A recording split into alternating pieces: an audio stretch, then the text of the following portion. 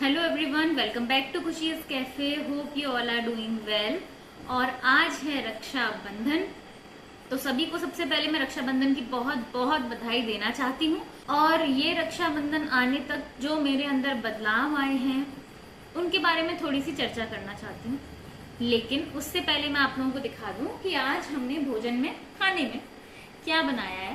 तो यहाँ पर है चने और आलू की सब्जी, पूरी और हलवा। ये सभी कुछ वीगन है। जो लोग कहते हैं कि जो भोग का खाना होता है वो वीगन कैसे बनेगा, क्योंकि उसमें तो दूध, दही, पनीर, घी सब कुछ डालना होता है। ये अपने अपने चुनाव की बात है। आप घी, पनीर को पहले रखते हैं या किसी पशु की जान को पहले रखते हैं, ये चुनाव आपका है। तो मैं उस मासूम पशु की जान को पहले आगे रखती हूँ और इसीलिए ये सारा खाना वीगन है। हलवा जो है वो वीगन घी में बनाए, क्योंकि हलवे के लिए तो घी चाहिए, वो तेल में अच्छा नहीं लगेगा। और बाकी सब चीजें तो आप देख ही रहे हैं, चना और पूरी ये सब नॉर्मल हमारे तेल में बन जाता है। क्योंकि मेरा मानना यह है कि रक्षाबंधन सिर्फ भाई और बहन के लिए ही नहीं है। भाई का ही ये कर्तव्य नहीं है कि वो बहन की रक्षा करे। हर एक मनुष्य का यह कर्तव्य है कि वो अपने से कमजोर की रक्षा करे। इसीलिए वीगन बने। समझें इस बात को कि जानवर के ऊपर अत्याचार करना अपने स्वाद के लिए, अपनी कुछ सहूलियतों के लिए बिल्कुल भी अच्छा नहीं है। इसको अगर हम कम से कम कर सकें तो शायद एक मनुष्य के रूप में हम कहीं पर खुद को खड़ा हुआ पा सकते हैं। क्योंकि मैं आचार्य जी से जुड़ी हुई हूँ, तो वो जिस तरीके से समझाते हैं कि वीगनिज्म सिर्फ अगर आप लेके बैठेंगे तो शायद आप उसको ज्यादा आगे तक ना ले जा पाए। उससे बेहतर है कि व्यक्तिवाद को समझा जाए, सब्जेक्टिविटी को समझा जाए। जब हम सब्जेक्टिविटी, व्यक्तिवाद को समझते हैं तब हम ये समझ पाते हैं कि हमारे अंदर ऐसा क्या है जो कि हमें सब सही जानते हुए भी गलत राह पर ही लेके जाता है। क्योंकि मेरे साथ भी ये चीज हो रही थी। मैं काफी समय से वीगनिज्म को समझ रही थी। 2-3 साल से मैं जानती थी कि मतलब 2-3 साल पहले से मेरे अंदर वीगनिज्म के बारे में नॉलेज आ गई थी, पर फिर भी मैं 100% वीगन नहीं हो पा रही थी। बहुत मन करता था, लेकिन कभी घर गए तो वहां पे हो गया, कुछ खा लिया, दही खा लिया या रायता खा लिया, क्योंकि बनाया हुआ है भाई सबने, किसी को बुरा ना लग जाए। और घी किसी चीज में डल गया तो कोई बात नहीं, चलो खा लेते हैं। इस तरीके से हो जा रहा था। लेकिन अब जब मुझे पता है कि मेरे अंदर वो क्या चीज थी, मेरे अंदर भय था कि अगर मैं मना करूंगी तो वो लोग शायद बुरा मानेंगे, घर वाले बुरा मानेंगे, और बुरा मानने की वजह से हमारे रिश्ते बिगड़ सकते हैं। लेकिन ये भय अब मैंने छोड़ दिया, क्योंकि अब मैं सच की तरफ झुक चुकी हूँ। जब मुझे पता है कि किसी को तकलीफ हो रही है तो कोई भी हो मेरे सामने, मैं सबके सामने मना करूंगी कि मैं ये चीज नहीं करती हूँ। भय के केंद्र को पहचाना गया और फिर इस तरीके से और ज्यादा मैं इस प्रैक्टिस को अपने बढ़ा पाई हूँ और अभी तो 100% वीगन हूँ। एक खुशखबरी और है इस रक्षाबंधन पे कि पिछली बार जब मैंने अपना कोलेस्ट्रॉल और ट्राइग्लिसराइड वगैरह लिपिड जो प्रोफाइल होती है वो टेस्ट कराई थी, तो मेरे ट्राइग्लिसराइड बहुत बड़े हुए थे, 300 से 400 के बीच में रहते थे।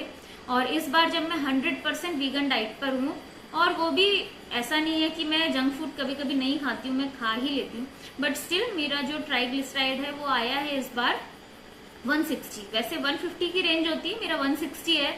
तो मुझे थोड़ा सा और कम करना है, पर आज के खाने को देख के लगता है कि थोड़ा सा बढ़ ही जाएगा।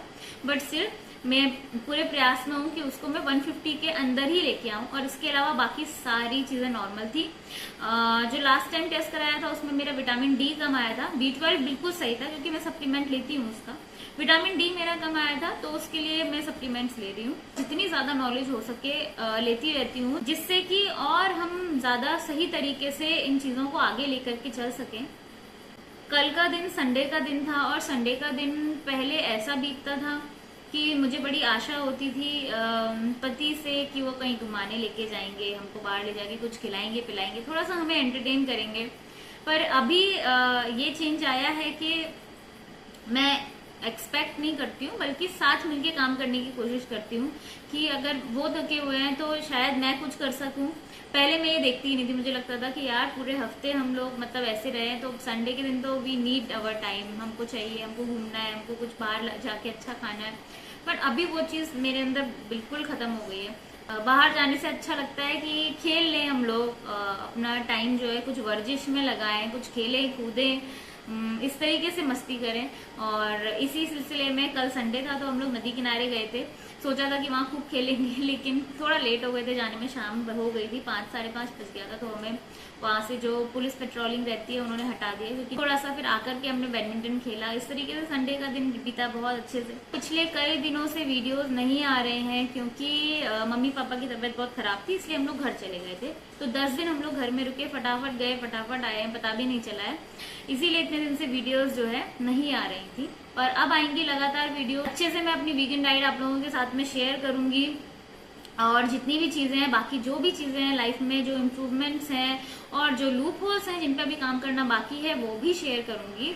तो और आप लोग भी बताइएगा कि आपका रक्षाबंधन कैसा रहा। आज के दिन मैं ये छोटी सी वीडियो ही अपलोड कर रही हूँ, ये एक अपडेट वीडियो की तरह आप इसको ले सकते हैं। मैंने सोचा कि आज अच्छा दिन है तो अपलोड कर ही देते हैं, अपनी बात रख ही देते हैं आप लोगों के सामने, और इसके बाद मैं लगातार फिर व्लॉग्स में शेयर करूंगी। आप लोग भी अच्छे से इस त्योहार को मनाएं, और इस त्योहार का जो व्यापक अर्थ है उसको समझें। सिर्फ अपने ही घर में रह के इसको ना मनाएं, आप और दूसरे प्राणियों के बारे में भी सोचें, पृथ्वी माँ के बारे में भी सोचें कि कैसे हम अपनी दिनचर्या को बेहतर बना करके सपोर्ट कर सकते हैं अपनी पृथ्वी को। आप सभी जानते हैं कि ग्लोबल वार्मिंग वगैरह कितनी ज्यादा बढ़ चुकी है, और जिस तरीके से पिछले दिनों में हादसे हमें देखने को मिले, चाहे हमारा देश हो चाहे अन्य देश हो, क्योंकि जैसे जैसे ये पृथ्वी का तापमान बढ़ेगा वैसे वैसे अनेक प्रकार की आपदाएं हम लोगों को देखने को मिलती रहेंगी। तो जितने भरसक प्रयास हम लोग कर सकते हैं अपनी तरफ से वो करें, और परेशान होने की जरूरत नहीं है, मौज मौज में करें। क्योंकि अगर आप सच के लिए खड़े हो तो आपके अंदर एक मौज भी होना बहुत जरूरी है, वरना आपको देख के लोगों को लगेगा कि अरे जो सच की तरफ खड़े होते हैं या जो संघर्ष कर रहे होते हैं, जो मेहनत कर रहे होते हैं किसी चीज को ठीक करने के लिए, वो लोग बहुत बोरिंग होते हैं और उनकी लाइफ बहुत ही मोनोटोनस होती है, दुखी दुखी से रहते हैं, हमेशा चिड़े चिड़े से रहते हैं। ऐसा दूसरों को ना लगे तो बिल्कुल मस्त रहिए, खुश रहिए, खेलते कूदते रहिए, अच्छा खाइए, वीगन बनिए, खुद को समझिए। जब केंद्र को समझ लेंगे तो आपके अंदर की आशंकाएं बहुत सारी खत्म हो जाएंगी। तो चलिए आज के वीडियो में मैं इतना ही कहूंगी, और आप लोगों से नेक्स्ट वीडियो में मिलती हूँ। बाय फॉर नाउ, धन्यवाद।